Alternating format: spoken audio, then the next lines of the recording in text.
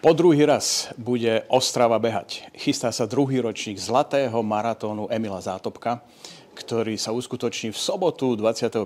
októbra. Môžeme sa tešiť nielen na elitných keňských, etiópskych, marockých bežcov a samozrejme aj zástupcov Českej bežeckej školy. Chceme, aby sa bežalo, ak to vyjde, lebo trať je lepšia, kvalitnejšia, rýchlejšia. U mužov pod 2.10 a u žien pod 2.30, ale pozývame celé rodiny od tých najmenších aj po tých najstarších si vyskúšať niektorú z bežeckých tratí, lebo súčasťou podujatia je aj český beh žien. Takže máme sa naozaj na čo tešiť. Štart aj cieľ je na známom svetovom štadióne mestskom, kde sa koná každý rok Zlatá Tetra Ostrava. Takže sú tam zvyknutí na podmienky pre tých najlepších na svete a verme, že aj každý bežec, ktorý príde na druhý ročník Ostravského Zlatého Zátopkovho maratónu, bude jedinečný svojim príbehom a svojim zážitkom.